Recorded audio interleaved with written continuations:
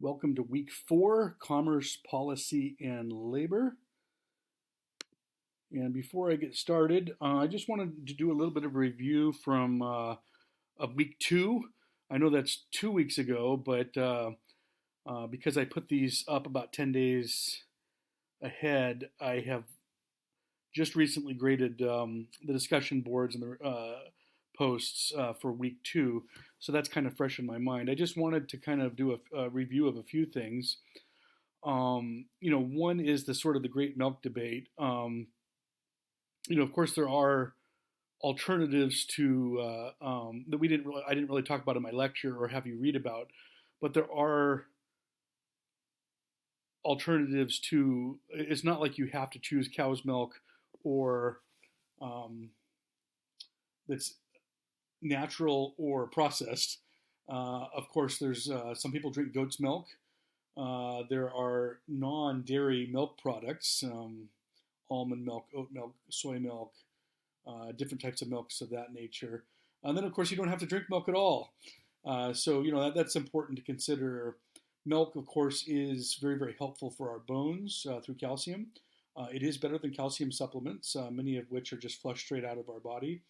But milk is not the only food that produces calcium. Of course, calcium is good for your bones and also your teeth as well. It's more important for women to drink milk because of the greater loss of bone density in old age that women face. Men get osteoporosis too, but women tend to get it much, much more and much, much worse. So that's why milk is particularly or at least calcium products, I should say, are particularly recommended for women. But you can get calcium in soy milk and almond milk and cashew milk and whatnot. On water, one thing I neglected to talk about is water quality that comes out of our tap. In most cases, it's very, very safe to drink, just as safe to drink as bottled water. In fact, it's more regulated than bottled water. It's more highly treated than bottled water. And one caveat I would say to that is when they tend to do like water quality analyses in California, the last one they did was about 10 years ago, and I believe that of the worst public water quality in the state, Riverside City and Riverside County, I can't remember which was which. One came in first, and the other came in third as far as the poorest quality. Now, that being said, it's still perfectly safe to drink, and particularly if you filtrate it. There are filters that you can put directly onto the head of your tap. I have a filtration system that I don't know how effective it is. It just makes me feel better about drinking the water that comes out of the tap. But there's these little filters that go into a big pitcher, and so then I hold the pitcher under the tap and I fill it up, and it slowly filters through these tiny little stones, is what they are.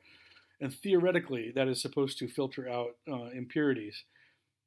Because by the time it gets down into the catch basin, then the impurities have been filled. I have no idea if it works. It just makes me feel better. My parents get sparklets. Some of you do that as well. You noted in your discussion board. As far as taste tests, people, it does seem like it's a universal thing that people don't like Arrowhead. That came out in a lot of different board postings. I've done this twice. Once with my sister and a few of her friends, and then once with a fairly snooty, a good friend of mine, but he was making proclamations about American water, and he wouldn't drink anything other than Fuji, and he's from Sweden, and so I did this taste test, and I was kind of a little bit of a jerk. I mean, the first thing is I put 6 bottles of Dasani, Fuji, Arrowhead, Kirkland out on the table, and I had 6 cups, each one filled with tap water. And he just assumed that one was, and he's, oh, this one's much better than this one. And, basically, I think a lot of these things that we say, oh yeah, I can taste the difference between this and that. When you're blindfolded, when you really don't know what product you have in front of you, when you're not influenced by the company name, its reputation, the shape of the bottle, the color scheme. It could be a lot more difficult to try this at home. It'd be an interesting exercise. Finally, GMOs. I was seeing posts all over the map on GMOs, and that's fine because that reflects how society feels about GMOs. I do want to make a point, though, that I did mention in my lecture that food has been genetically modified for thousands of years. Well, there is a difference between breeding something so that you're slowly over time breeding out the seeds so that you have an edible banana versus going to the laboratory, taking the genetic code of banana, removing this, and taking cockroach DNA and putting it into, not that cockroach DNA is in your bananas, but, there have been insect DNA that has been spliced into, and, we don't know what that does. I mean, I think we just have been seeing the reason you're listening to me in this format is because a coronavirus that was being carried by a bat got grafted into a pangolin, or they're not 100% sure what the cross species was, and then its genetic code got tweaked just a bit, and then it made it into humans. Now there's at least two strains of the coronavirus: the Asian strain that we have in the United States, and the European strain. It mutated, and this is a big problem. So when they're putting stuff into a tomato that is not supposed to be in a tomato, we really don't know what the long-term implications for our health is. And in some cases, this may be helpful because I'd rather eat a tomato that has firefly DNA in it than I would starve to death. And, we are facing acute food shortages. Well, that's not actually quite technically the case. Parts of the world are facing food shortages. And maybe this GMO is a way of helping allow food production to continue to be robust. But there are also unknown health issues at stake, including, and this is the one that's probably the most problematic, the introduction of things that are known to be carcinogenic among lab mice into our food, into our food supply. Okay, so that's just a sort of a little bit of a refresher on week 2. Next week, when I'm giving the lecture on week 5, I'll have a little bit of a refresher on week 3. So we've talked about kind of agriculture and, it's kind of the scientific aspect of it, nutrition, health, disease, technology. And now it's time to move on to kind of what I call policy, okay? What are the policies that dictate how food gets from the planting to our stomach to waste? Well, okay, so putting the seeds into the ground and all the way to flushing the toilet, okay, basically, not to put too fine a point on it.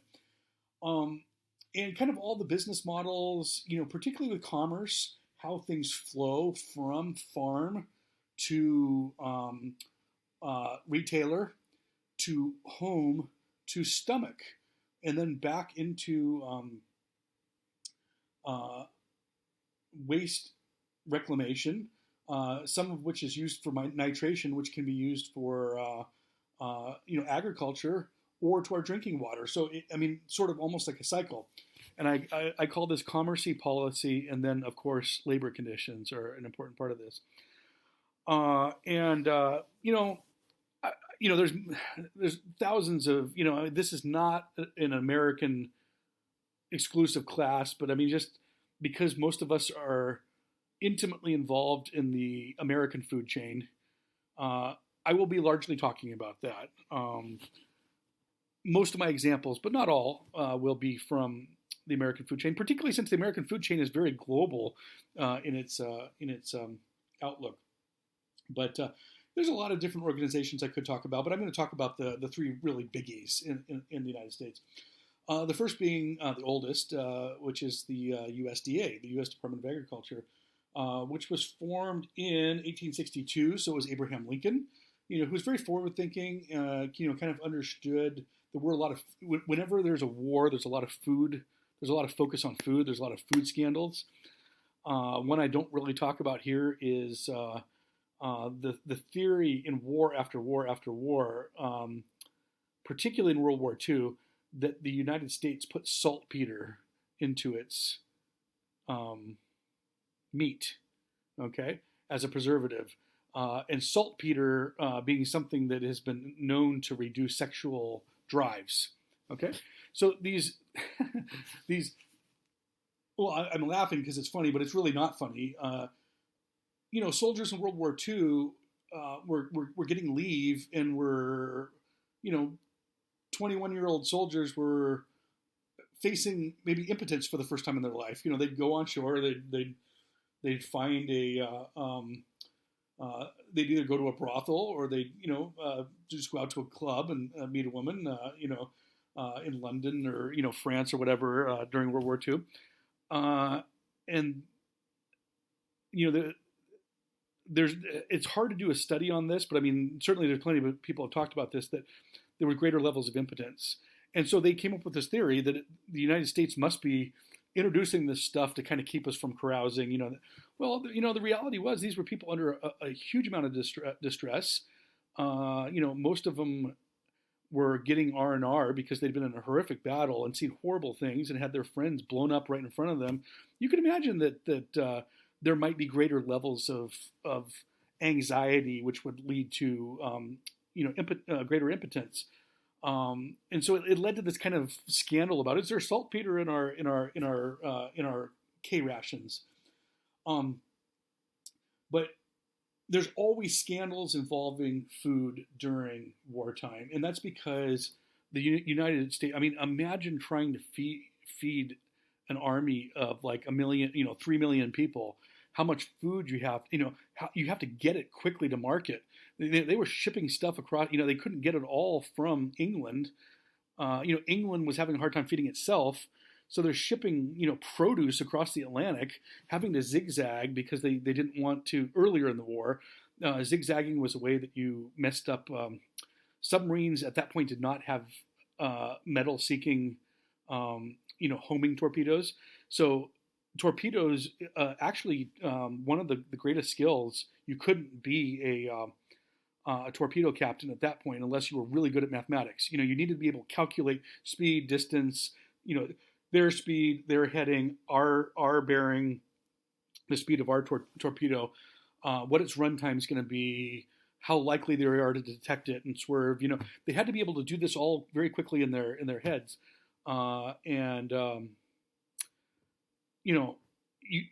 what the surface ships did was they zigzagged. You'd go a mile this way, then you'd go a mile, and it added a day or two to getting it. Well, imagine a shipment of tomatoes that normally would take 2.5 days to get across the Atlantic. It's now taking 5 days to get, or whatever.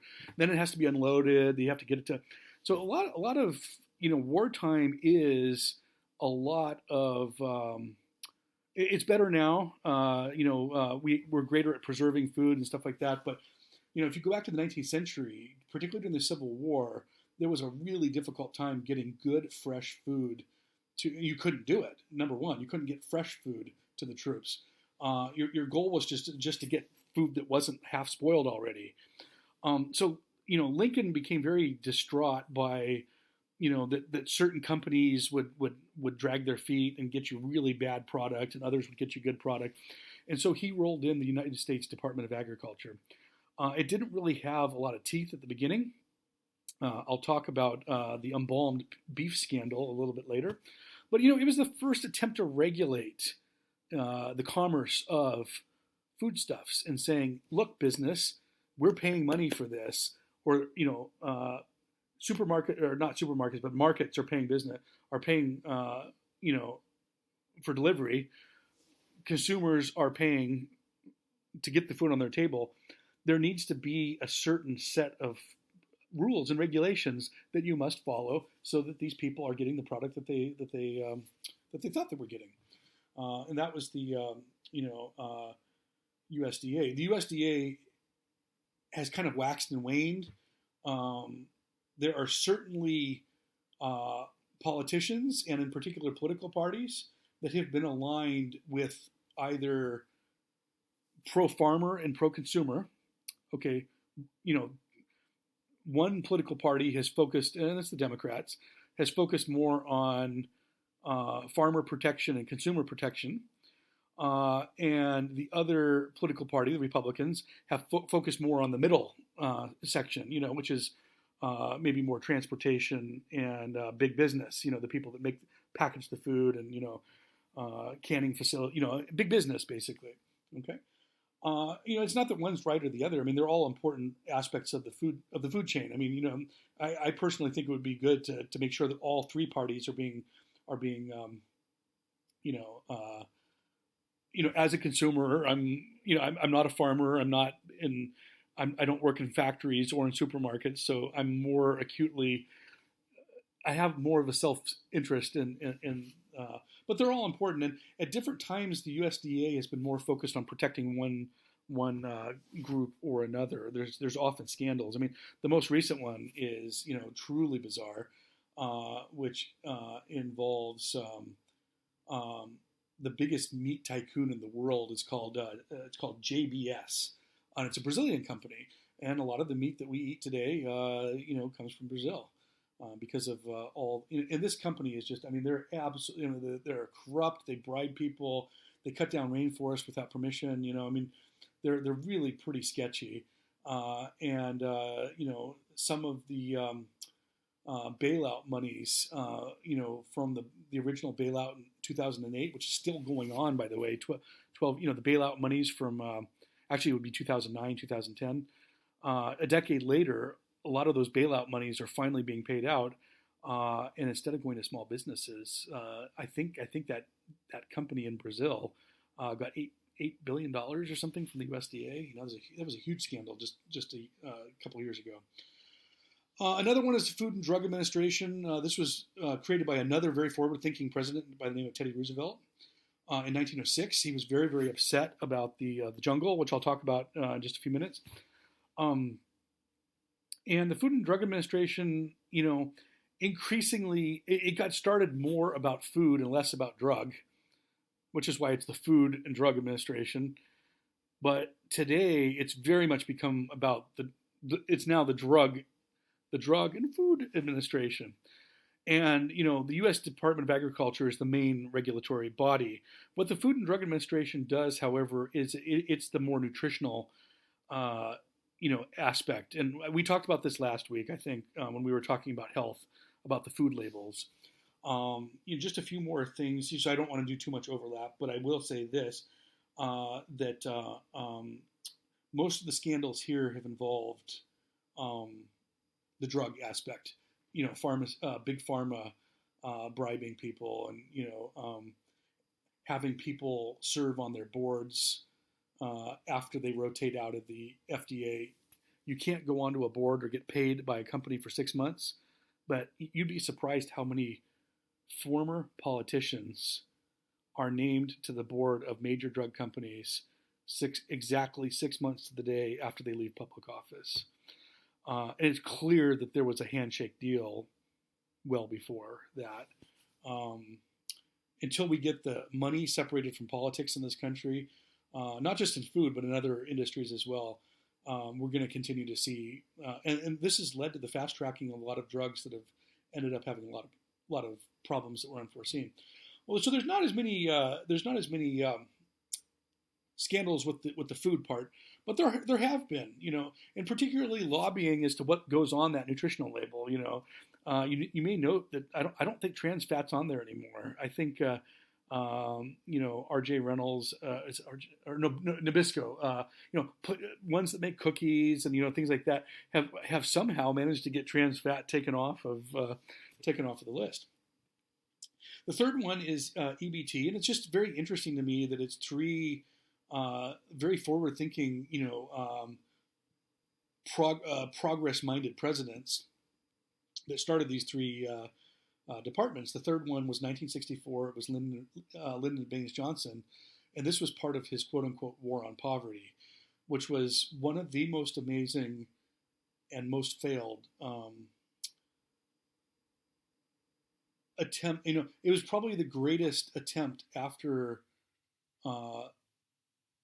Franklin Delano Roosevelt's The New Deal to really reduce poverty and to kind of create this giant middle class, and to promote education and healthcare, just all sorts of things. But the problem was, is he got too involved in Vietnam, and slowly but surely his attention and the resources got put to Vietnam, and the war on poverty largely failed.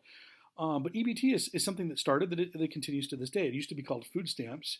Now it goes by a couple different names, but the Electronic Benefit Transfer Office is the main one.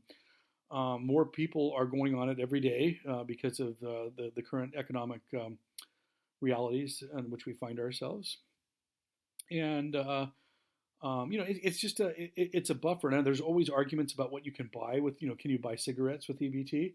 Can you buy alcohol? Can you buy a Slurpee at a 7-Eleven, or do you need to buy more foodstuffs?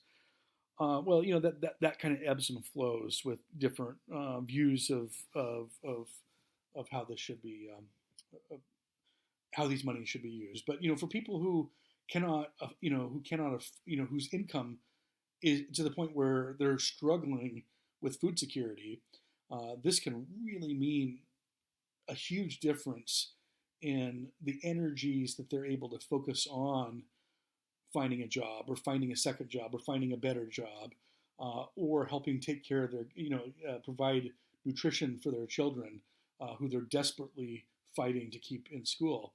And that's not to say that everyone that has EBT is struggling with equally. I mean, some people just need a little bit of help to get back on their feet. Other people are in real trouble.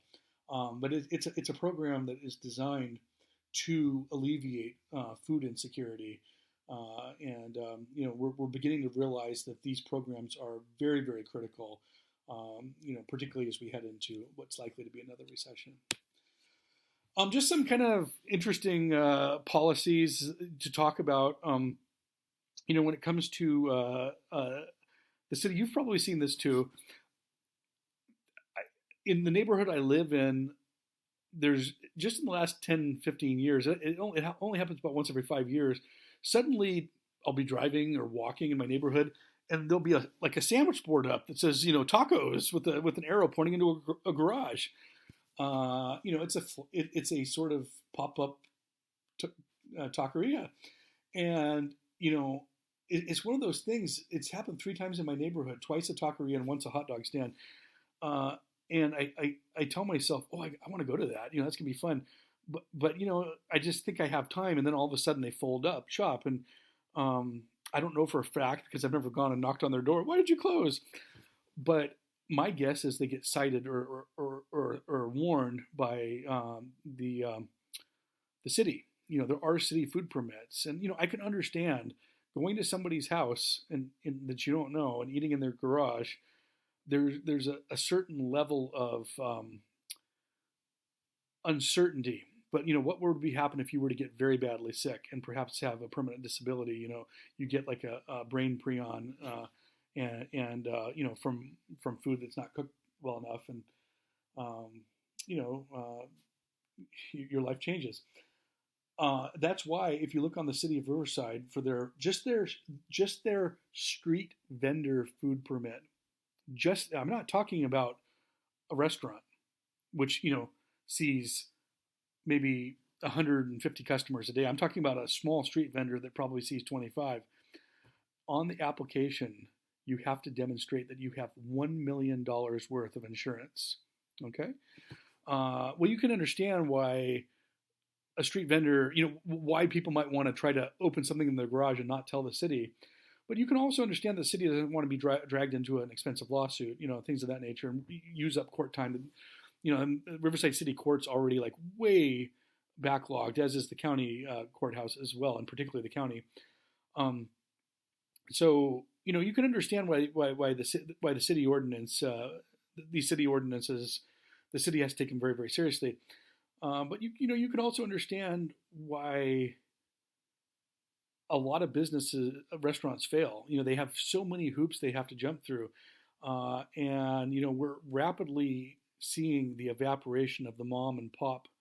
The place I'm just, I pray for Romero's every day. Not every day, but if you've never been to Romero's, RAMIRO''S, it's a mom and pop Mexican restaurant on Van Buren, and I don't know if they're going to come out of this quarantine alive. We're seeing the evaporation of these types of places and the growth of chains. And chains are more stable. You know what you're going to get. The menu is already always the same no matter where you go, essentially. But it reduces diversity. It reduces uniqueness. And I think one real casualty of this quarantine is going to be we're all going to emerge, and places are going to try to get back on their feet. Many of them won't be able to. Another city food, so there's all these hurdles that you have to go through just to open a taco stand on a corner or a lemonade stand. Imagine what the city ordinances are for a full restaurant. Another one is alcohol permits, and there are distinctions between wine and beer on one hand and spirits on another. It's a lot harder to get you need to have a bar usually for most cities, which is why places, you can't just order a hard liquor drink at your table unless there's a bar present. They usually have to have a bar for what we call spirits. Beer, however, is something that's regulated very, very differently, and wine's regulated differently still, although in a lot of cases it's treated as more similar to beer. So there are city food permits, and we're including drink as part of food. There's county restaurant grades. It's different for different counties. We have the ABC for Riverside County. I was horrified when I looked up this information today, so I assume it's fairly up to date. There are 8,753 restaurants or eateries in Riverside County, mostly clustered in Riverside, in this part of the county. 0 of them have a C, 2 of them have a B, and 8,751 have an A. So basically, there's 8,750 restaurants, and only 2 of them don't have an A. I find that, you think, oh, this sounds like a great thing. I find that hard to believe. To me, that basically means it's like a class where everyone gets an A. Okay? And, if I'm a company hiring somebody, I don't want everyone to get it. I want to know I want real GPA diversity so that I know who the cream of the crop is if I'm hiring. Same thing with a restaurant. I don't want to go to a place that, and hey, those 2 B places, one of them was a nonprofit, by the way. It's a nonprofit snack bar. So it was being run by, a group of, Boy Scouts or something. I don't know. To me, that's a little disconcerting, particularly since the things that you have to do to get even a B are pretty sketchy. I remember, this may not have been Riverside County, but I was reading about some county, and they're saying, the following list of things can happen before you get a B, and it was just like, like 6 Band-Aids turn up in your food, rat droppings are found on 3 successive, dead cockroaches are found on 3 successive visits, after you get your first 2 warnings. I mean, it made it basically sound like, in order to get a B, you basically had to, just let everything go to pot and not try to do anything about it. So that's very disconcerting. National health policies, we've already kind of talked about some of those. We'll talk about more in the rest of this slide. When it comes to policy, there are a lot of court rulings. Most of them are very, very boring. The famous one is Knicks versus Hedden, but I thought to myself, I got to find a couple other interesting ones. And I just looked over court case after court case after court case. Many of them really kind of boring and confusing. And, I finally came up with a couple of other 2 that were very interesting.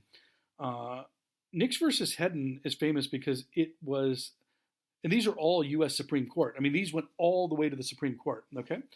Knicks versus Hedden is the following. What is a tomato? Okay. Years of legislature in the 1890s resulted in the U.S. Supreme Court finally making a ruling on whether or not the tomato was a fruit or a vegetable. Now, this may sound ridiculous, and it is, but believe it or not, there were millions of dollars at stake because at that point, we live now in an era of what we call free trade, sort of neoliberalism. Okay, free trade. We may be exiting that era if we enter another Great Depression, but we currently live in an era of what we call free trade. Back then, it wasn't nearly the case. Okay, they were just starting to get the first what they called open door policies, which is the removal of tariffs between countries that you really, really liked and wanted to do business with. Now, a tariff is a tax. It's a tax that's very specifically used in one of two cases. There's import tariffs, which is if England's trying to sell us their products, we tell England, in order to offload your ships at our dock, we're going to charge you a taxation on your goods.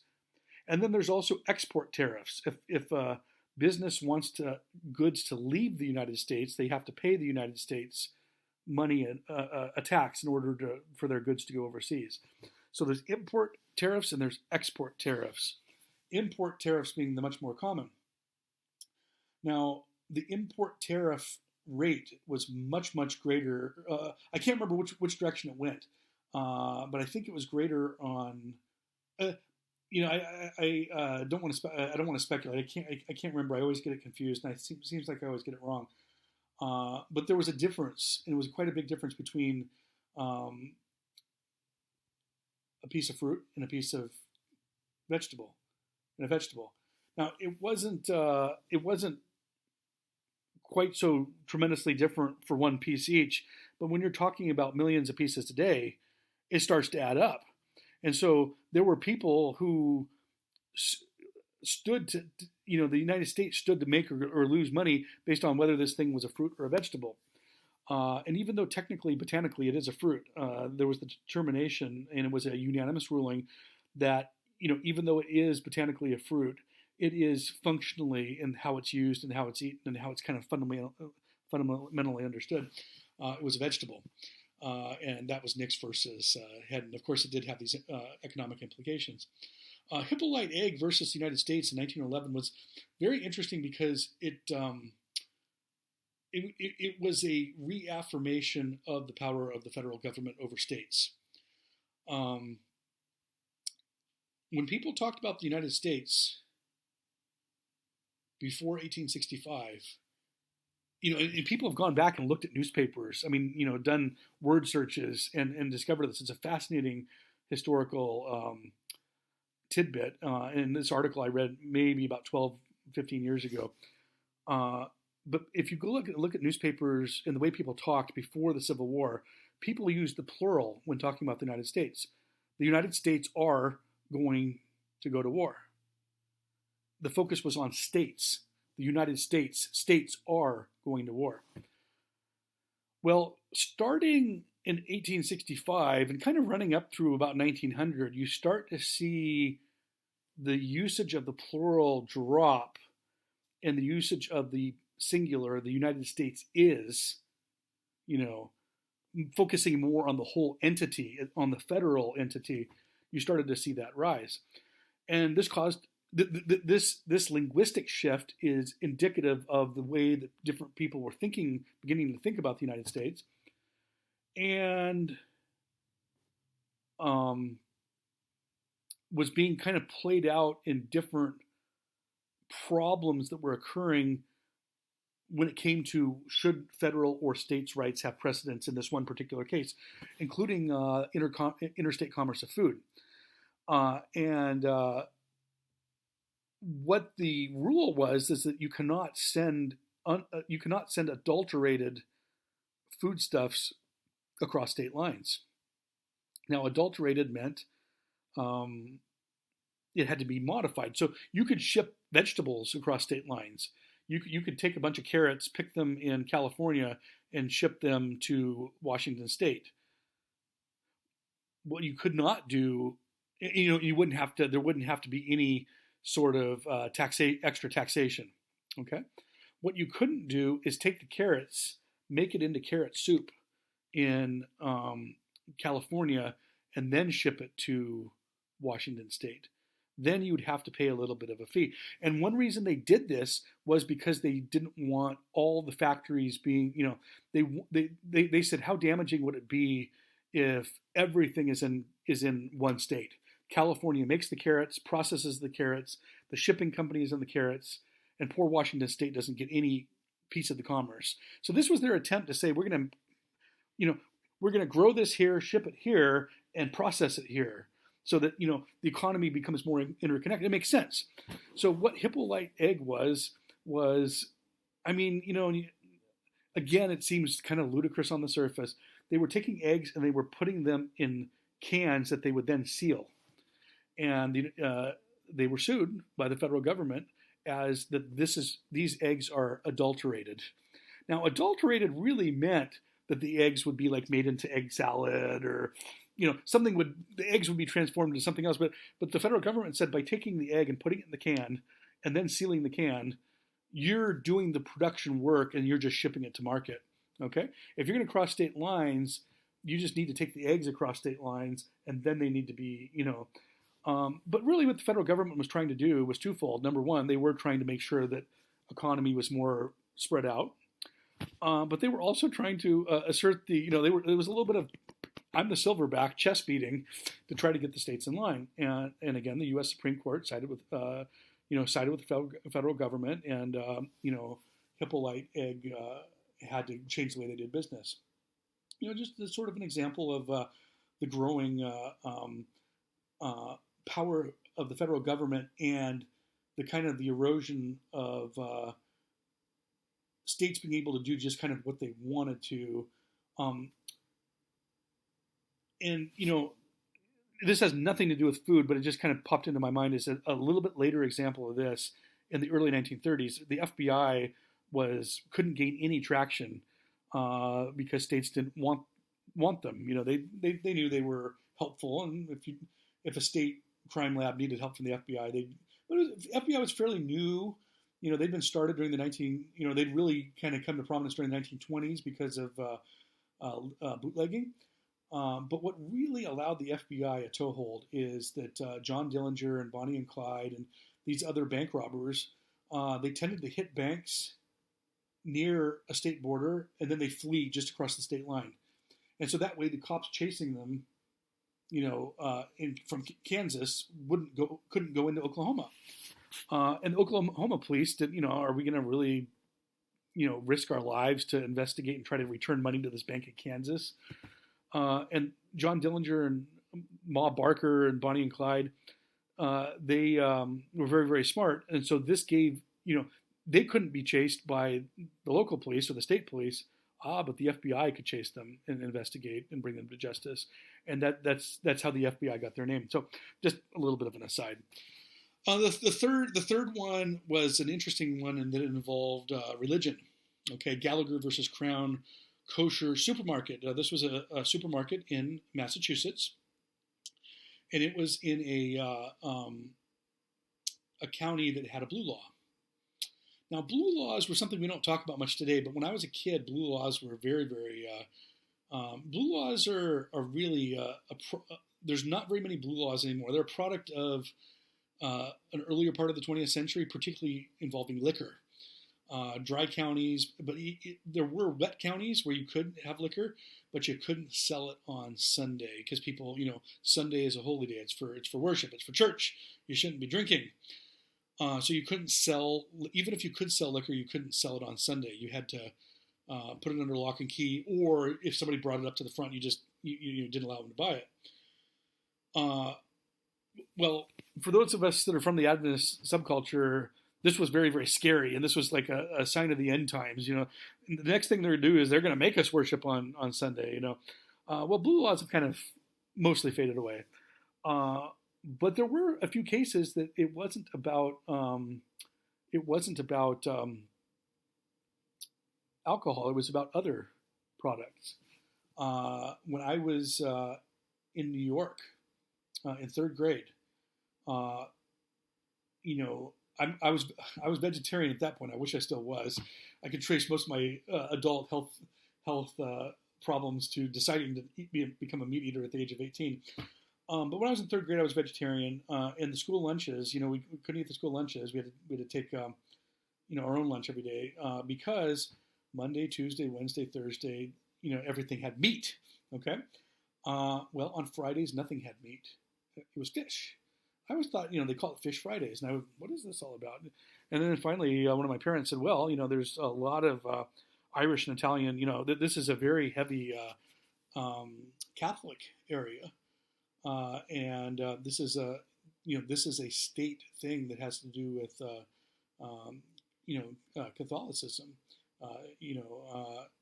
and that was very, very interesting to me. Well, it wasn't that you couldn't buy it at a store; it was just that you couldn't eat it, at the school, but you could make your own meat lunch if you wanted and bring it in. Well, the blue law with Crown Kosher in this one county, Massachusetts, actually stated that you couldn't sell meat on a Sunday. Okay, which is a little strange, but there was a Jewish store, and the Jewish store owner of Crown Kosher, said, "Look, I don't worship on Sunday. I worship on Saturday. I'm a Jew." Okay, and sued the county. It went to the local court, the local superior court, and all the way to the U.S. Supreme Court, and it was actually upheld that the county could restrict Crown Kosher from selling meat on Sunday. So there have been examples of these kind of religious laws, and in particular, this one's interesting because it's upholding local governance over something that is not directly applicable to the First Amendment, freedom of religion, but it's definitely tangential. It definitely applies to the First Amendment. And local government was so. This is a little bit of reverse of the other two, in which case the federal government gets what it wants, and in this case it's more local governance that gets what it wants. The role of the media, the embalmed beef scandal. It sounds horrible, and it was another one of these wartime scandals. During earlier parts of the 19th century, the U.S. Army would often eat something called chipped beef, which was basically beef that gets cured and salted and just dumped in with chemicals to the point where it just kind of almost becomes like a rock. I mean, and it lasts, it could last, and a nuclear bomb could hit it directly and it would still be, that and cockroaches would still be on the earth. And it wasn't very appetizing, but it lasted forever, and it was relatively safe. I mean, probably it had chemicals that weren't good for you living into your 80s, but very few people lived into their 80s anyway, so it didn't really matter. And they called it chipped beef because literally you take like a stone knife or a knife and just chip away at it and make shavings that then you'd usually have to soak in water or put with cream. They called it creamed chipped beef, and poured over toast in order to eat it. Okay, and this was very, very unpopular with, as you can imagine. People would break their teeth on it. They got too big a thing, and it wasn't. It was horrible. So in the Spanish-American War, they decided, we're gonna really help out our boys. The U.S. Army had their heart in the right place, but the guy who was in charge of ordering all the foodstuffs for the army, for whatever reason, was very, very open and friendly with the meat companies in particular, and kind of allowed them to dictate their own terms. And so by the time the beef was getting, the first waves of beef that was getting to Cuba in particular is where this really played out during the Spanish-American War, to the U.S. troops that were stationed in, fighting and then later stationed in Cuba, was rotten. And so then the army complained. And so then the next shipment, they just dumped all these chemicals into it. It showed up, and people said that it smelled like an embalming, that it was kind of almost this like watery yellowish film that was on it. People wouldn't eat it. And it was just millions of wasted dollars. And this was a huge scandal. And a few years later, with the publication of The Jungle, And I can't remember how much I've talked about it in this class because I have another class this quarter where we're talking quite a bit about the jungle. Um, the jungle, I'll just briefly mention it. I don't want to repeat myself if I have talked about it. Was basically an author went undercover for 6 months, no, 6 weeks, sorry, in the meatpacking plants of Chicago, and talked about how people just defecated on the floor. They didn't have time to go to the bathroom. There were rats everywhere. All this stuff was being swept into piles and then dumped into the food. People were losing fingers in machines. That was getting ground up with your ground beef. Like a dude went missing. No one seemed to know where he was. The last time he was seen, he was walking around on the edge of this big vat. What happened to him? Rat droppings everywhere, rats everywhere, chemicals being added to stuff. This was so controversial when he came out with his book that Teddy Roosevelt sent an undercover operative to see if this was true. The guy went into these, several of the different big companies, came back and said, not only is it true, it's like worse than what he said. And that's when Teddy Roosevelt started the U.S. Food, sort of gave extra power to the USDA and started the FDA. So the jungle was very, very, very, very big. And really the role of media really showcased how the role of media can sometimes shame companies into doing the right thing, or more likely shame governments into making policies that then make the companies do the right thing. And then there's another one. I mean, it's the disposition of different types of meat. I want to talk about. Occasionally a restaurant will put horse on the menu, and everyone will like lose their mind. It's like okay for humans to be exploited in making your chocolate, but God forbid we put a horse on the menu. Same thing with lions. This happens every once in a while. A restaurant will put lion on the menu, and it will become like a media firestorm. It's been a few years since that's happened. The last one I remember was a restaurant down in La Jolla, and people were picketing, and the lion is the king of beasts, and things of that nature. We're willing to slaughter cows wholesale, but we're unwilling for horses because of our association with them as, I don't know, a higher level of animal, or maybe they're not a typical food animal, they're a transportation animal. Well, they're protein, and I guarantee you've probably eaten horse meat in your life without realizing it. And you've certainly used, if those of you that used to use old school Elmer's glue, you used horses without realizing it. So there's just kind of this like anthropomorphic hierarchy of animals about what's acceptable to eat and what's not acceptable to eat that I kind of find funny. But some people have a hard time making that leap. A lion is not a herbivore, so that might be another reason. There might be some health issues as to why maybe lion isn't really hardwired for us to eat. People do eat lion when they can in Africa. If a lion is dying, it can be hunted. Protein is protein, but this doesn't happen that often. But whenever it does, it creates this little mini scandal that usually lasts for about a week, and they're always kind of fascinating for me. And also showcase the role of the media. Prohibition. There's some really interesting aspects of prohibition. Tea. The consumption of alcohol was never higher, at least in the last 150 years. Remember, alcohol consumption was very, very high in the 18th century and early 19th century because a lot of other things to drink were very, very unsafe. But they tended to drink this very low alcohol, like 2%, just enough alcohol to kind of kill the bacteria, but not enough so that you could drink it all day long without getting drunk. But kind of in the modern era, since the Civil War at least, even going back before that, the highest, among the highest eras of alcohol consumption was the period of time,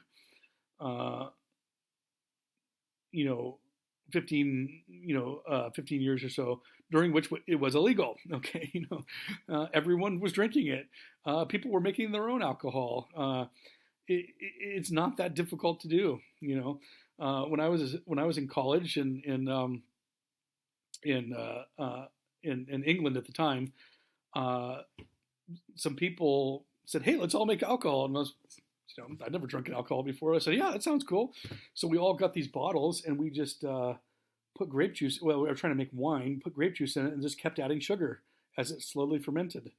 And one of them spoiled, and the other, in my dorm room, one of them spoiled, and the other actually became alcohol. It was a fascinating experiment to see how easy it was with no knowledge, no real equipment. It wasn't very good. It wouldn't pass any. It wouldn't win any awards or anything like that. But people all over the United States were making their own alcohol, and if they weren't, they knew someone who was. And there were more bars. They were called speakeasies. They had to be a little bit more circumspect. They couldn't. They would advertise good food, but you knew that inside you could get there was something on tap if you were known to the establishment. So alcohol consumption rate was much higher.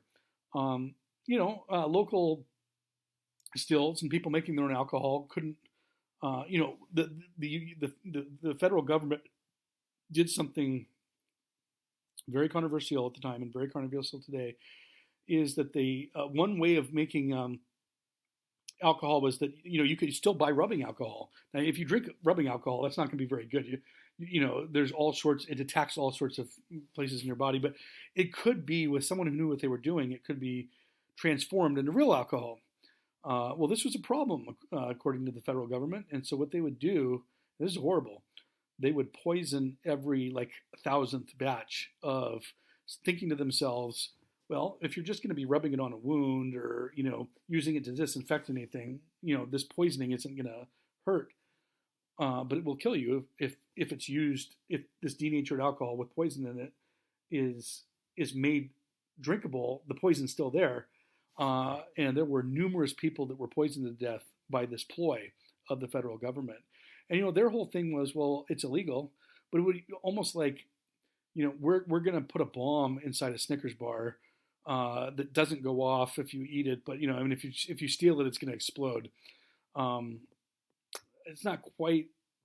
There is no real analog to what they did, but they were basically knowingly poisoning their own citizens who were committing misdemeanors essentially that were very rarely prosecuted. But the other thing was that these homemade brews were not enough to particularly for cities, were not enough to satiate the alcoholic needs of the big cities. So you saw the rise of organized crime during this time period. Babyface Nelson, Lucky Luciano, Schultz, Machine Gun Kelly, and then of course most well-known Al Capone, Alphonse Capone. In Chicago. And you might wonder why Chicago, because of the Great Lakes. You could a lot of this stuff was brought in on boats. Towns like Cleveland, Toledo. There's towns that are on the Great Lakes where you could get stuff from Canada because Canada didn't have prohibition, and Canadian whiskey became a big industry at this time period. So you saw the rise of organized crime during this time period, and incidentally, prohibition runs from the late teens to the early 30s. So like from 1919 to 1933, basically. The rise of organized crime led to the rise of the FBI and the increasing federalization of power in the United States. There was another kind of interesting aspect to this, which is that particularly in the Carolinas, but in the Appalachian regions, moonshine became a big deal. Moonshine being a very, very potent, we're talking about like 140, 160 proof, which is 70 to 80% alcohol concoction. And, a lot of these areas were also very religiously affiliated. And so the cops tried to come down hard on the moonshiners, who were kind of viewed as being kind of backward hillbilly types. And so what these moonshiners would do is they would take these cars and they would, at the time they called them souping them up. They would like introduce, a fuel system that would increase the air fuel ratio and have exhaust systems. And, they would basically take their car and they would turn it into what was called a hot rod. Okay. They could go very, very fast so that they could get away from the cops.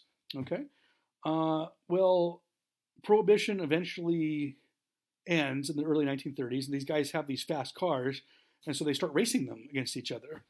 And kind of out of that, eventually, some of the early NASCAR drivers were associated with families that had been moonshiners. Okay. It's very, very different type of racing, obviously. NASCAR, they basically, whoops, I got caught turning left and I just turned left for 500 miles. Or is it right? No, they turn left. Yeah. It's very, very different than going around on back roads and logging roads and stuff like that. But, it kind of very slowly but surely over several generations evolved from this moonshining that came out of Prohibition. Prohibition is not just about alcohol. There are also some foodstuffs that are prohibited. Foie gras, which is a pate that's made out of the liver of a goose. And if you want, I don't think I gave you guys an image of a goose that, they want gooses that are just horrifically fat, so that they have, that their liver is super enlarged and also has been forced to process huge amounts of food.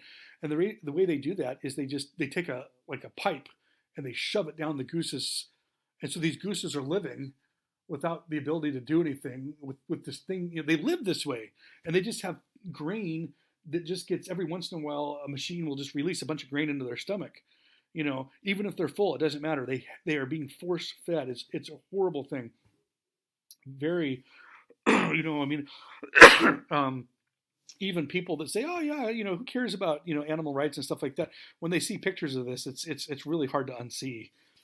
So foie gras is banned in a lot of countries, including the United States. Now you can still buy foie gras here, but it has to have a seal of approval that it's natural, or it's made up of different materials, or that it's a grain-fed, a naturally grain-fed goose. One that's very interesting in France, incidentally, is the ortolan. The ortolan is this songbird, and I don't know why they choose this songbird, but it's gone extinct in certain. It's not extinct as a species, but it's extinct in certain areas of Europe now. Because once these things become harder to get, they become more expensive. If it's illegal, restaurants that are doing it are going to charge more because, number one, there's fewer restaurants offering it. Number two, if they get caught, they need a legal fund. Once it becomes more expensive, more people try to catch these birds, and it's like a vicious cycle. The ortolan is blinded. I'm not 100% sure why. I think it's just because it's significant, but they basically grab this bird and poke its eyes out while it's still living. Then what they do is, their method of killing it is they grab it and they have a vat of cognac, I think, or it's one of the liquors, and they drown it in liquor. Okay. And then they like flash fry it whole, beak, intestines, bones, everything. It's a very tiny little bird. It's a tiny bird. You can take the whole thing and put it in your mouth at one time. And then what they do is they take a napkin and they put it over their head to hide their shame from God for eating this bird. And then they take it and you're supposed to eat it all in one bite. And I mean, this whole thing is weird, but it gets even weirder. Because of the bones, when you eat it, when you crunch it, it pierces the top of your mouth. Not that badly, but you bleed. Your mouth starts bleeding. And the blood and the alcohol, the caramelized alcohol from the flash frying and the bird all kind of mingle together in what's supposed to be this wonderful taste extravaganza. And so now oratolan is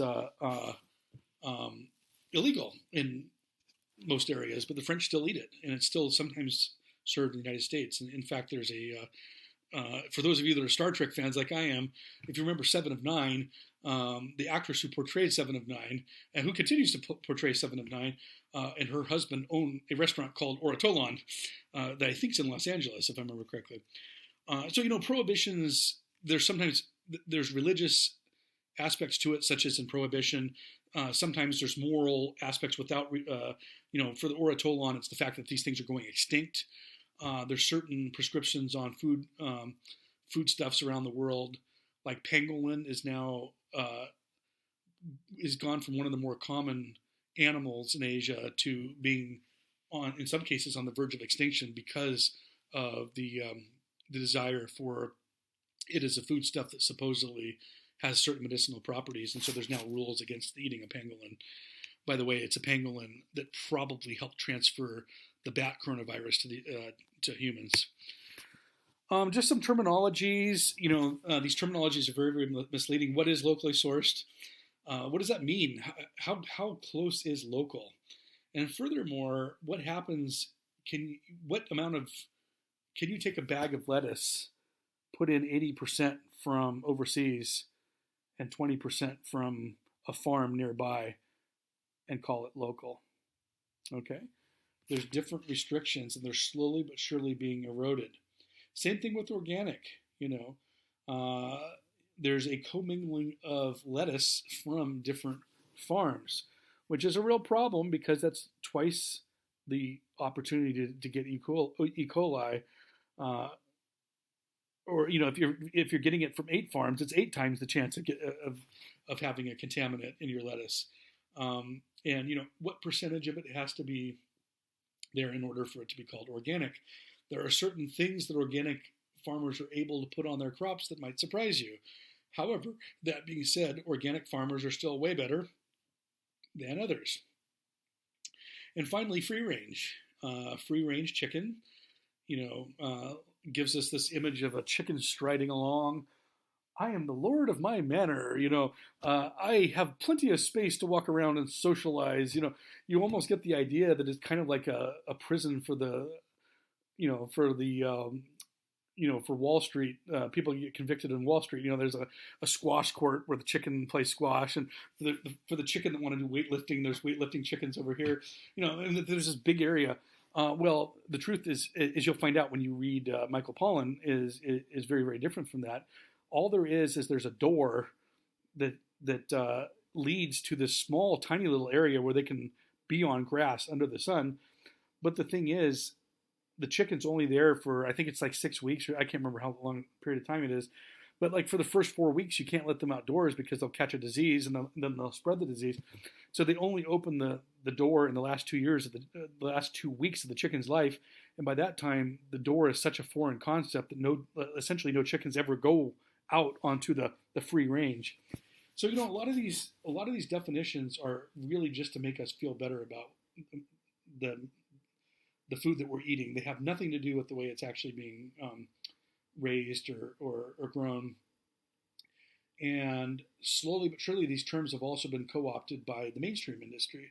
That is saying, aha, or people thought organic free range was just a way to, that this was going to be a bad thing for the big business, but the big business saw this as an opportunity, co-opted the meaning to where they could use it themselves, and now it can sell you on the fact that, oh yeah, we're responsible, when in fact they really haven't done much to change their way of doing things. Okay, just a little bit on trade. The World Trade Organization is it's celebrating its 25th year. It was started in 1995 as part of this quote unquote New World Order, post-Soviet. The world is opening up. We're no longer going to have this kind of bifurcated NATO led by the United States and Western Europe and Eastern Europe and Russia, the Warsaw Pact. We're all going to be one happy world. We're all going to get along. We're all going to trade. I think we're seeing the failure of that. And, it's too bad because in one sense, Yes, neoliberalism is very unfortunate and does, even though on the surface it seems that everyone's equal, it doesn't play out that way. But my whole thing is it's better than constantly having war, regional if not global warfare, which is what we saw earlier in the 20th century. And so Britain leaving the EU, the United States having such a xenophobic fear of anyone that comes from anywhere else, even if they're legal immigrants. It seems like a lot of countries are turning their backs on this global economy, which helped keep us. We've been at war with China and Russia now for, better part of a decade. But the war is an economic war. It's a war of information. And people say, this is a horrible thing. I say, yeah, it is, but it's better than a war with bullets. It's better than a war with missiles. Unfortunately, we're kind of in a backlash against globalism. And I can understand why globalism brings all sorts of problems. But believe me, it's better than the alternative. And the World Trade, because of the World Trade Organization, you see a lot of these interesting exemptions. Like, for instance, in the EU, in order to get, one of the sticking points on EU was, there were two main sticking points. Well, there was more than that, but money and food were two of the big sticking points. Money was the biggest. Could you continue to use your own currency? Were they going to use the Deutschmark in Germany, or were they going to use the euro? Were they going to use the franc in France and the pound sterling in England, or were they going to use the euro? So eventually, in order to get the EU to form, the EU, which stands for the European Union, which is now about 24 countries in Europe, creating a single political and economic entity. They basically said, okay, well, you can keep your currency if you want, or you can have both currencies, okay? And a lot of countries did. I traveled around Eastern Europe and the Yugoslav states last summer, and I had to use like 8 different currencies. And you can't imagine how thankful I was when I would get into a country that used the euro, because then I didn't have to change it into another thing. Well, the other big sticking point was food, because there were certain food, they created this uniform food rule that was best practices, and countries were like, screw you, I'm going home. You can't tell me I can't, and they were things like the level of bacteria in cheese. Well, real blue cheese, if you guys know blue cheese, I've eaten real blue cheese. The blue cheese we get here in the United States is mostly not real, okay? Real blue cheese, which I've eaten, and which tastes wonderful, by the way. Do you know what causes the blue in the blue cheese? The veins of blue that are crawling through it? It's worms that were born from the milk, natural milk, crawled around for a while during the cheese process, and then died, and then kind of got reabsorbed back into the cheese. And, this was something that the rest of Europe could not allow. And the French was like, well, forget you. We're not going to be part of the EU. So when they were talking about this way back in the 1960s, and, they came up with the idea that every country would be able to claim a certain number of food exemptions. So that for the French, they are allowed blue cheese. Sweden is allowed to harvest cod from the Baltic Sea, even though, because of Chernobyl, the amount of radiation in the water is not that much, but it's just enough that they said, you can't have a fish-based diet on this. You can eat fish a couple times a week, for 100 years, But if you want to eat fish every day, you're going to get radiation levels that are, I can't remember if it's barium. I think levels that are irradiated barium. And so Sweden is able to harvest barium irradiated fish and ship it all over the world, to places that will actually take it. So the EU had these kind of like exemptions for basically unsafe food, but unsafe food that was part of their culture and part of their economy. Soybeans, we saw that when Trump declared the trade war on China, it just devastated the soybean farmers, and the feeling is now that China is now going to get their soybeans elsewhere, that the soybean farmers in the United States are in a little bit of a jam because, this trade war was just long enough for China getting its soybeans, I think is it Venezuela that they're getting them from? I can't remember where they're getting them from, but they're now getting them from elsewhere, and this was a real problem. Of course, now soybean is being used as fuel. It's being used in, for vegetarians, tofu for a long time. Soybean is sort of like corn in that it's useful for a lot of different applications. Chocolate is my sort of entree into free trade. One thing I was gonna do, one trick I was gonna play on you guys, and it was a trick, but it would have hopefully been a moment of true poignancy. Is I was gonna find a bunch of fair trade chocolate and a bunch of non-fair trade chocolate. I was gonna bring it in and say, okay, which one do you like more, without telling you. I would only reveal after the taste test, I like this one better.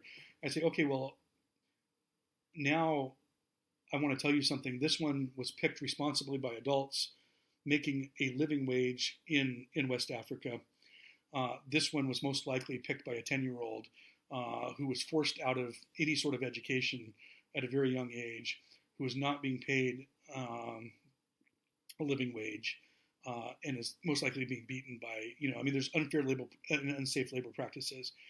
Does that modify, does your like of this one over that one or this one over that one outweigh if you prefer the non-free trade chocolate?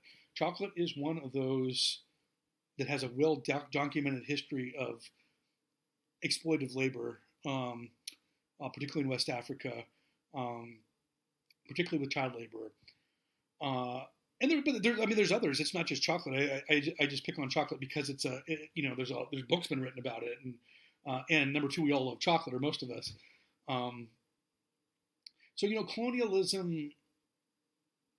We're going to talk about colonialism later, but one reason I just mention it here is colonialism created appetites in Europe and in the West, also in the United States, Australia, New Zealand, South Africa.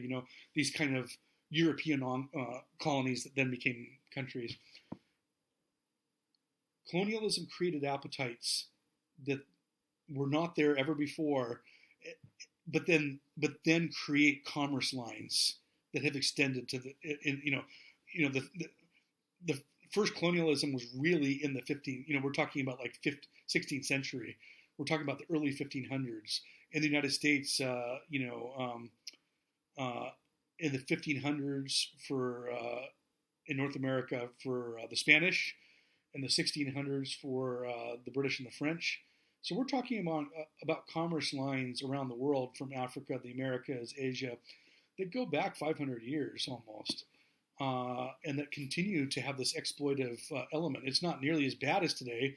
It's not showing up and convert to Christianity or we'll kill you bad, but it's a descendant of this raw exploitation that all of us would disavow to this day. We all would look back, I hope, and think, oh my God, this was horrible, what Europe did to the rest of the world.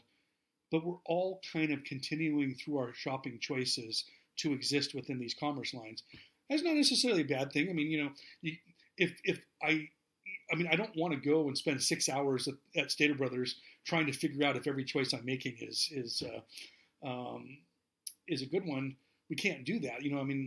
Life can't do that. And you can't be 100% consistently, completely ethical when it comes to fair trade all the time.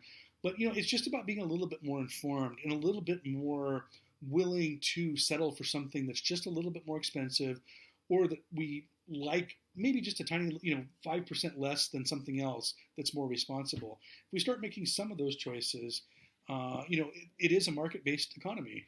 If the West changes its chocolate consumption so that it no longer makes sense economically to employ and exploit 10-year-old kids, they'll stop doing it.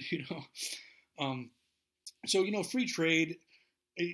There's free trade, which was the liberal. They call it neoliberalism at the time. It's now viewed as kind of horribly conservative, but Neoliberalism at the time, with this New World Order, was kind of this naive concept that we're going to just open everything up to trade, and we're going to the WTO, the World Trade Organization, is going to set certain conditions that level the playing field. Well, the playing field is never level. There's always going to be figuring out ways around things. There's always going to be figuring out ways to exploit, unless you throw in regulations. And free trade was about the removal of regulations. We'll just set up certain economic policies. Didn't work. So then free trade morphed into fair trade, the concept of fair trade. We need to be more equitable in how we do this. We need to think of ways that more regulations and more protections can be introduced to make sure that the developing world, or the developed world, or the post-developed world, the global north, as it's also called, or the old term is first world, aren't exploiting the third world, the global south, the developing world. But these terms have now probably focused less on fairness, because it's hard to know what fairness is. How do you have fairness between a banker in New York City that's eating the chocolate and a 10-year-old kid who has a life expectancy of 43 years or whatever, who has to go to work at the age of 10 to help support his family? There can be no fairness. Okay, it's just impossible. So now you're starting to see the word trade justice come up a little bit more. And one theory is that some of this money that there's a lot of bribery and corruption in the West, but there's even more in the developing world. I mean, that's just a fact. And some of the money, much of the money that goes back never really, this money that goes back from the WTO essentially never makes it to the common people. Much of it goes into the pocket of corrupt officials. So you can understand where there might be thoughts about how do we best figure out justice. Perhaps the money has to go into building a school and building a hospital. Now, we can't control which group in these countries gets the contract to build the hospital. There's going to be corruption there, but the result will be hopefully a hospital or a school that may be functional and may be put into use. There's just kind of discussions like this. I mean, this is an ongoing thing, by the way. Keep in mind that the World Trade Organization, it's only been 25 years. We're still learning about how neoliberalism is working and how it's not working. But, there is something called the fair trade label. It's all one word, fair trade. You see it a lot at Trader Joe's. Trader Joe's is very, very expensive. I don't like to go there because I go there thinking I just need like 2 or 3 things. And then I end up with like $90 worth of condiments. I mean, it's almost like I got brainwashed the minute look at there's like an orange infused mustard from, Central Mongolia, and I just end up with a bunch of stuff I don't need. And, most of it spoils eventually because orange-based mustard from Outer Mongolia, there's very few things that I can actually use. Makes a great paperweight, and it makes a really nice sound in 2 years from now when I throw it in the trash can. But other than that, there's reasons why I don't go to Trader Joe's. Requires a certain level of self-control that currently, even at the advanced August age of late 40s, mid to late 40s, I'm not sure technically what I am, that I haven't achieved over my own life. But Trader Joe's does have an ethic, and there's other places where you can go that do as well. And these products are a little bit more expensive. I think that they charge more than they need to. That's another criticism I have of Trader Joe's. But you're going to find that fair trade label there a lot. You see it on Ben & Jerry's ice cream. In particular, notice their coffee and their chocolate ice creams. Just pull it out and read the back of the label. Read sometimes what they say about why we're doing this, and also vanilla, the harvesting of vanilla beans, of coffee beans, of cacao, which makes chocolate. They have a little bit of an ethic to ensure that they're only dealing with chocolate and vanilla and coffee companies that have a demonstrated track record of a more equitable labor model. Some aspects of labor, the Bracero program is kind of an example of American hypocrisy, which is basically desperately we need immigrants from Mexico to come up and work in the fields when we need you, but go away. We're going to throw you in jail. We're going to separate you from your children, and let you die of thirst in the in the desert when we don't need you. And you can understand why generations. There's two things why people don't take our border seriously.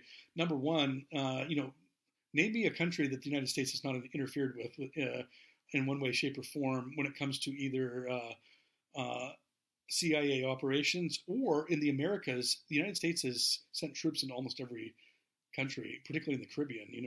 I remember when I visited the Dominican Republic, and I was just reading this thing, and and it said this got started during the second American occupation of Hispaniola. I was like, what?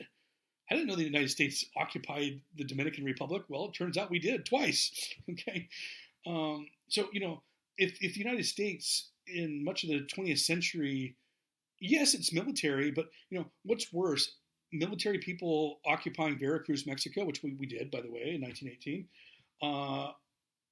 or people who just want to better their lives and getting a job coming across the border. You can understand why people go, okay, we're not going to take the American border seriously. They don't take other people's borders seriously.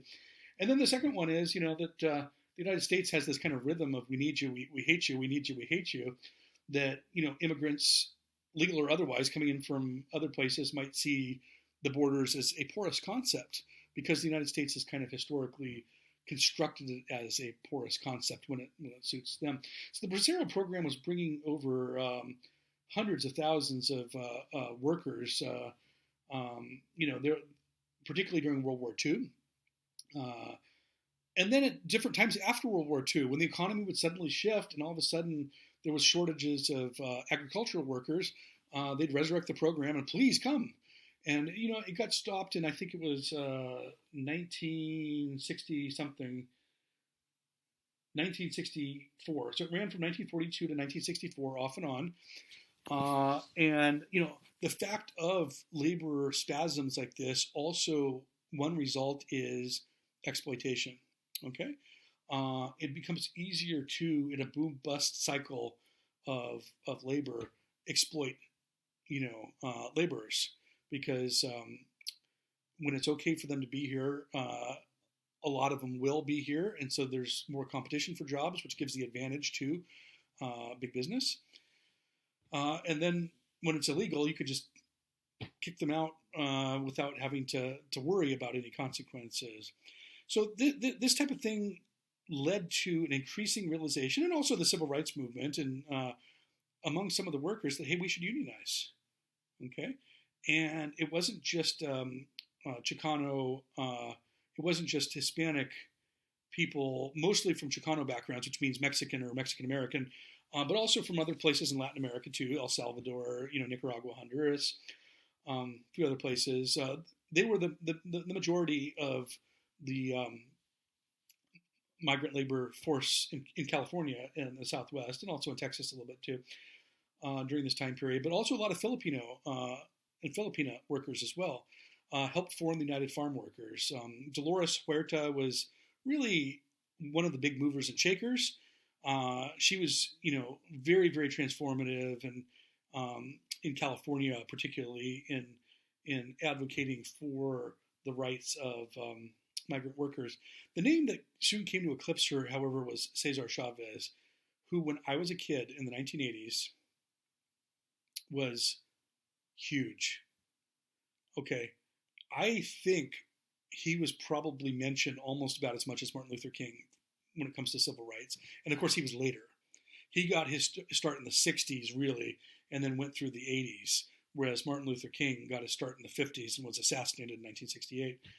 But, it was almost like they were 1A and 1B. I mean, Cesar Chavez, you couldn't go more than a week without hearing about him, or maybe a couple weeks. He was just always in the news, always giving a speech, always leading a very peaceful strike. I mean, he really was in the same mold as Gandhi. People kind of liked him. These cops would go to confront him, and there would be a camera catching them chatting with them. And then as soon as they think the camera's on, they we're going to have to stop you there, Mr. Chavez. He was just a kind of he was one of these guys, much like Gandhi and Martin Luther King, that was just had a kind of a moral imperative that was so unimpeachable that he became hard to fight against. And one thing he did that Gandhi did, and I think Martin Luther King did it once. Martin Luther King Jr. did it once, but wasn't really famous for doing it. Is a hunger strike. Gandhi did a few of them, but Cesar Chavez did them all the time and permanently damaged his.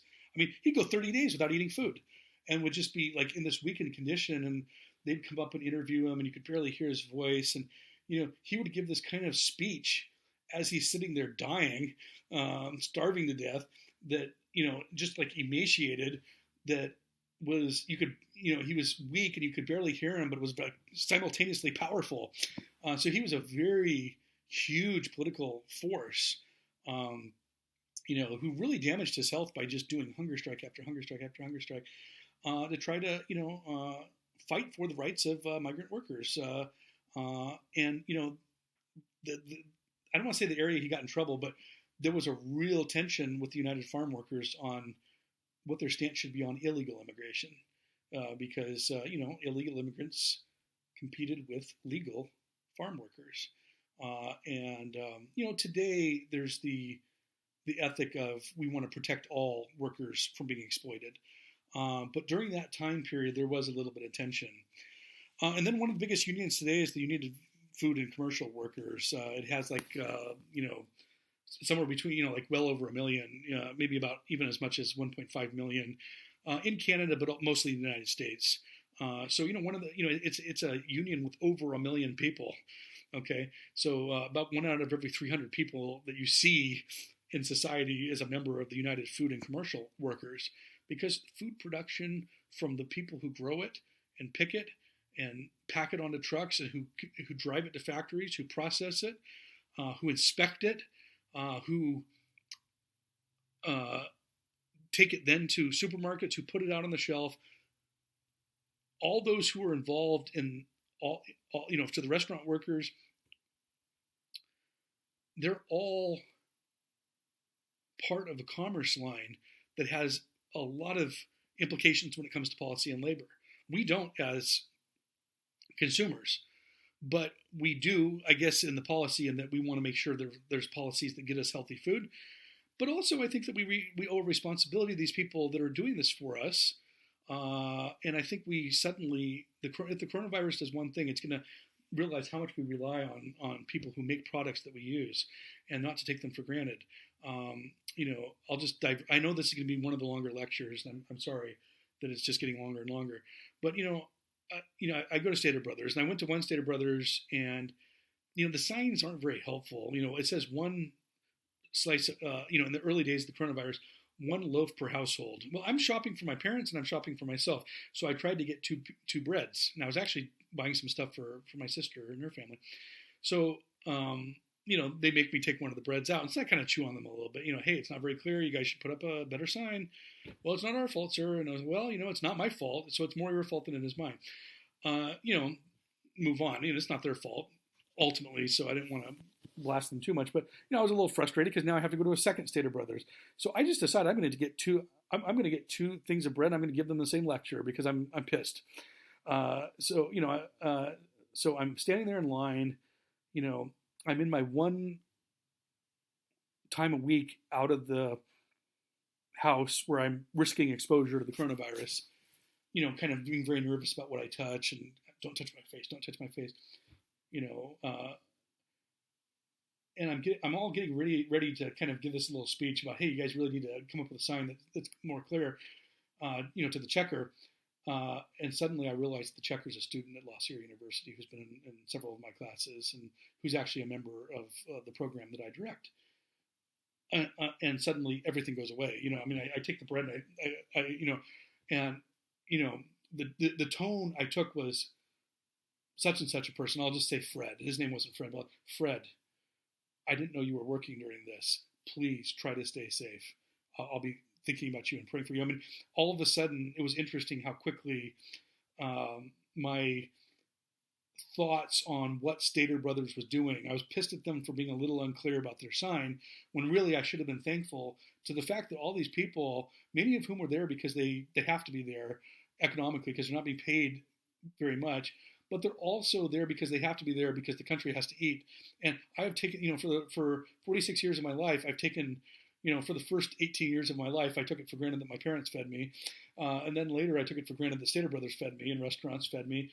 But, it's this commerce chain that is so vulnerable and that we want to make it as strong as possible. And one way to do that is with good policy and the recognition that those who labor to get us our food deserve protection. Monsanto, you've probably picked up by now, I'm not a big fan of Monsanto. They have just exerted so much control over policy and the business models and the commerce lines that to me it's very distressing. I don't like to see any one company get that level of control.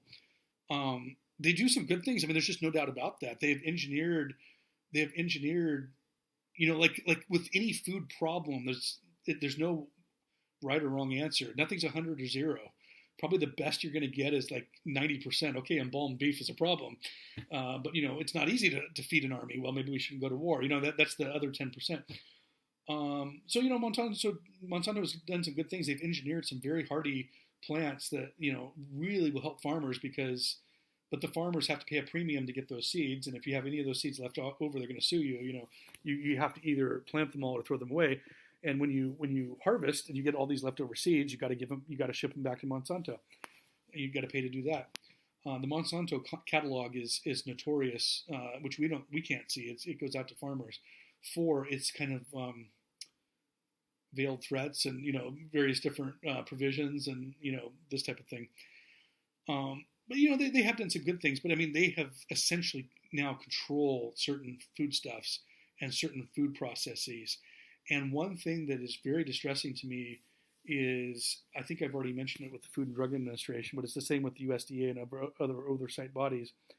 6 months to the day after somebody leaves Monsanto, they're eligible to be, or maybe it's even 3 months. I think it's 3 months because I think what happens is when the election hits and if it's going to be who's going to be in office, there are sometimes immediate backroom deals. So I think you can go from private industry to government in 3 months so that you can start out the presidency, when the president's sworn into office as part of his cabinet, as like the director of agriculture or the director of the Department of Interior. And then I think it's 6 months on the far end. So you can quit government and 6 months later you can be on Monsanto's board. I think I sent you, one of the readings was about reading who's on Monsanto's board. And you start to understand that the government and big food business is hopelessly in bed together. Okay? We've lost when it comes to money in politics, the food battle was lost a long time ago. If bailout money for American businesses is going to support a Brazilian food company that provides meat, when the owners of this company had to just broker a deal so they get to stay out of jail because of all this bribery and scandal and whatever, we've lost the war. We have absolutely positively lost the war. The meat industry, the corn industry, Monsanto, they're all hopelessly imbricated with one another. So that is the slides for week 4, and I know it's been an hour and a half. I said sometimes they would be an hour and a half, but commerce policy and labor is something we don't tend to think about. We tend to think about the actual food itself. We tend to think more about the health and nutrition. A lot of our choices are based on perceived nutritional value of or the taste of.